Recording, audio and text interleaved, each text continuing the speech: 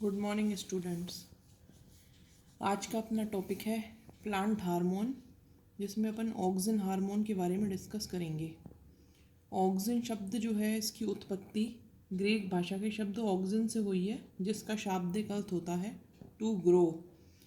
यह नाम जो है वो उस वृद्धि हार्मोन के लिए दिया गया है जिसका संश्लेषण प्रांकोचोल के शीर्ष द्वारा होता है, और यह दीर्घण प्रक्रिया के लिए विशिष्ट रूप से आवश्यक होता है। आज हम इसके बारे में दो चीज़ पढ़ेंगे, एक तो इसका फिजियोलॉजिकल इफेक्ट्स और एक इसका बायोसिंथेसिस। तो सबसे पहले अपन इसका बायोसिंथेसिस पढ़ते हैं, उसके बाद अपन इसके कुछ फिजियोलॉजिकल इफेक्ट्स पढ़ेंगे। तो सबसे पहले बायोसिंथेसिस। जो ऑक्सिन हार्मोन होते हैं, इनके बायोसिंथेसिस के दो पाथवे होते हैं, जैसा कि अपन इस चित्र में देख सकते हैं। दोनों ही पाथवे में शुरुआत जो होती है वो ट्रिप्टोफैन नामक अमीनो एसिड से होती है। पहला जो पाथवे है ये वाला, इसमें अपन देखते हैं कि जो ट्रिप्टोफैन अमीनो एसिड है, पहले स्टेप में इसका डीएमिनेशन होता है, यानी इसमें से अमीनो समूह जो है उसका निष्कासन होता है, जिससे कि ट्रिप्टोफैन से इंडोल 3 पायरुविक एसिड का निर्माण होता है। दूसरे चरण में इंडोल 3 पायरुविक एसिड का डीकार्बोक्सिलेशन होता है, जिससे इंडोल 3 एसिटल्डिहाइड बनता है। इंडोल 3 एसिटल्डिहाइड जो है यहाँ तक, ये फर्स्ट स्टेप है, ये फर्स्ट पाथवे है। दूसरा सेकंड जो है, सेकंड में पहले चरण में डीकार्बोक्सिलेशन होगा ट्रिप्टोफेन का, जिससे ट्रिप्टेमीन का निर्माण होगा। ये यहाँ से अपन देख सकते हैं, इधर से CO2 बाहर निकली है, CO2 ये निकली है, और ये जो बना है ये है ट्रिप्टामीन। दूसरे चरण में इसका डीएमिनेशन होता है, जिससे इंडोल 3 एसिटल्डिहाइड बनती है। तो अपन ने देखा, चाहे अपन पहले पाथवे को फॉलो करते हैं चाहे दूसरे को, पहले वाले पाथवे में पहले डीएमिनेशन हुआ था और फिर डीकार्बोक्सिलेशन हुआ था। दूसरे वाले पाथवे में पहले डीकार्बोक्सिलेशन हुआ है और फिर डीएमिनेशन हुआ है। दोनों ही किसी भी पाथवे को अपन फॉलो करें, लेकिन अल्टीमेटली जो सिंथेसिस होगा वो होगा इंडोल 3 एसिटल्डिहाइड का। ये जो इंडोल 3 एसिटल्डिहाइड है, इसकी संरचना आप यहाँ से देख सकते हैं।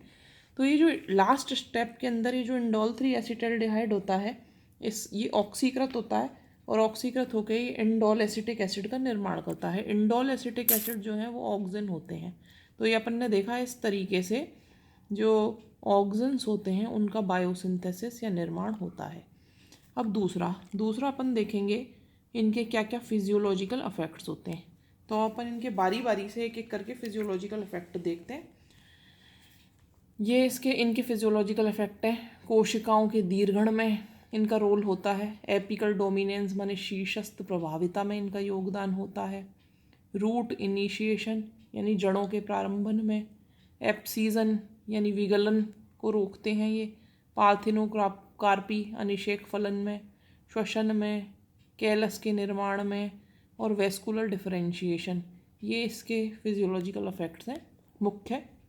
अब अपन बारी बारी से इनको देखते हैं। सबसे पहले कोशिका दीर्घण या सेल इलोंगेशन। तो अपन देखते हैं कि जो ऑक्सिन होता है वो जो सेल मेम्ब्रेन्स होती हैं उनकी परमिएबिलिटी को चेंज कर देता है, जिससे होता क्या है कि कोशिका में क्लोराइड और पोटेशियम आयंस का स्टोरेज जो होता है वो उद्दीपित हो जाता है, स्टिमुलेट हो जाता है। इस वजह से जो कोशिकाएं होती हैं उनका ऑस्मोटिक प्रेशर बढ़ जाता है, और कोशिकाएं जो होती हैं वो जल को अवशोषित करने लग जाती हैं। तो ऑक्सिन जो होते हैं वो बेसिकली अपन देखें तो सेल वॉल के जो दो फिजिकल प्रॉपर्टीज़ होती हैं, एक तो प्रत्यास्थता मतलब इलास्टिसिटी, और एक प्लास्टिसिटी, इन दोनों को परिवर्तित कर देते हैं, जिससे भित्ति का दबाव जो होता है वो कम हो जाता है। तो इस तरीके से कोशिका जो होती है उनका दीर्घण हो जाता है, कोशिकाओं का आकार बढ़ जाता है। तो ये था इसका पहला फिजियोलॉजिकल इफेक्ट। अब है दूसरा, जिसे अपन एपिकल डोमिनेंस कहते हैं।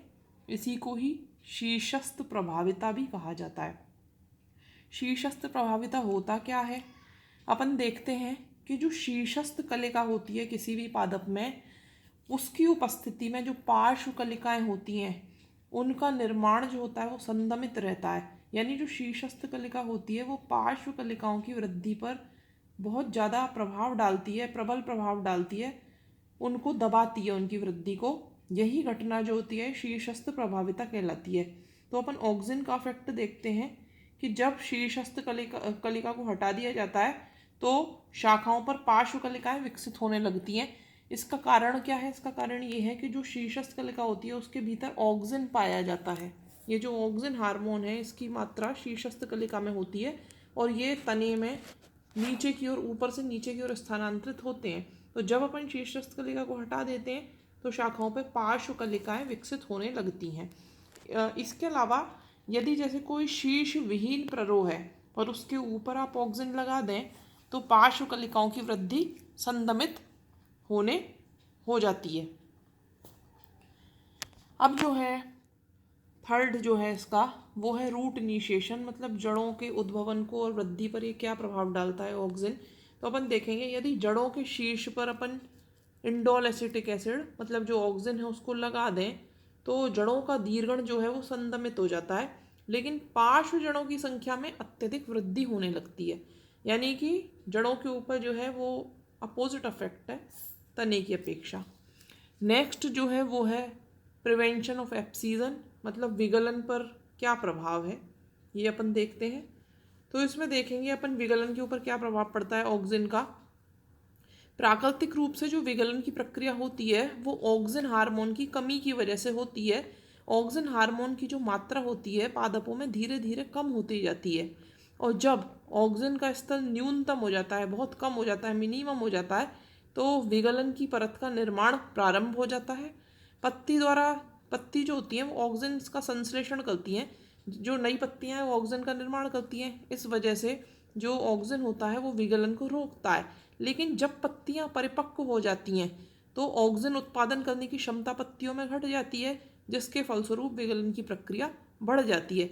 यदि ऐसी स्थिति में जब पत्ती परिपक्व हो चुकी है और ऑक्सिन की मात्रा कम हो चुकी है, विगलन प्रेरित हो रहा है, उस अवस्था में यदि अपन पत्ती के ऊपर ऑक्सिन का लेप कर दें तो फिर विगलन को रोका जा सकता है।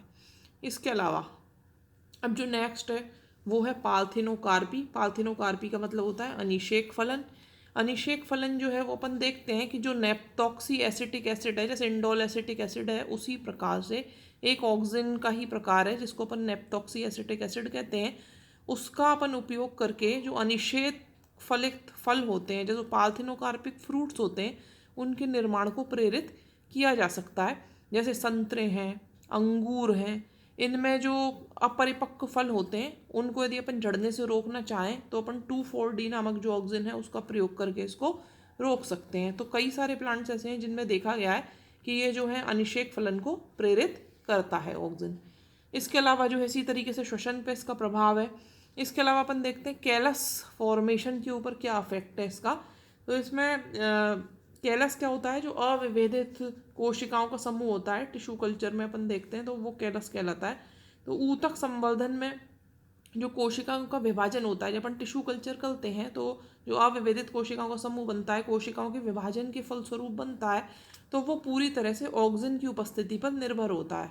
तथा कोशिका विभाजन से निर्मित कैलस ऊतक की जो मात्रा होती है वो प्रयुक्त ऑक्सिन की सांद्रता से संबंधित होती है। यानी जितना अपन ऑक्सिन डालेंगे उतना ज़्यादा ऊतक जो है कैलस का निर्माण होगा।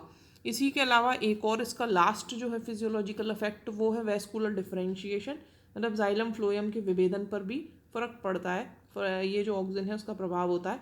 कैम्बियम जो है उससे जो व्युत्पन्न कोशिकाएं होती हैं उनका जाइलम व फ्लोएम में विभेदन भी ऑक्सिन द्वारा ही नियंत्रित होता है। इसके अलावा एक दो इफेक्ट और हैं, जैसे इसका लिंग अभिव्यक्ति पर इसका प्रभाव होता है। जैसे कुकुरबिट्स होते हैं, कुकुरबिट जो खीरा वगैरह होते हैं, उन पर ऑक्सिन के अनुप्रयोग से नर पुष्पों की संख्या में कमी आती है और स्त्री पुष्पों की संख्या में बढ़ोतरी देखी गई है। इसी प्रकार से जो कैनाबिस सटाइवा जो पादप होता है उसमें भी ऑक्सिन का प्रभाव देखा गया है। उसके कारण जो कैनाबिस सटाइवा में नर पौधे स्त्री पुष्प बनाना प्रारंभ कर देते हैं, यानी लिंग अभिव्यक्ति के ऊपर भी ऑक्सिन का प्रभाव होता है। इसके अलावा अपन देखेंगे कि खरपतवारों के उन्मूलन में भी ऑक्सिन का रोल होता है। कि ये जो कुछ खरपतवार होती क्या हैं अपन देखें तो ये जो अवांछनीय द्विबीजपत्रीय पौधे होते हैं जो धान्य फसलों के साथ खेत में उग जाते हैं उन्हें अपन खरपतवार कहते हैं। कुछ संश्लेषित ऑक्सिन होते हैं जैसे 2,4-D, ये सेलेक्टिव हर्बिसाइड या चयनात्मक शाकनाशी के रूप में कार्य करते हैं। उच्च सांद्रता पर जब अपन 2,4-D इत्यादि जो ऑक्सिन्स को डालते हैं तो ये द्विबीजपत्री पादप जो खरपतवार है वो द्विबीजपत्री पादप है, तो उसके लिए तो विषालु होगा, लेकिन इसी सांद्रता का जो एक बीजपत्री पौधा होता है, यानी जो मुख्य फसल होती है, उसके ऊपर कोई प्रभाव नहीं पड़ता। तो एक तरीके से ये खरपतवार नाशी के रूप में भी कार्य में आता है। Thank you.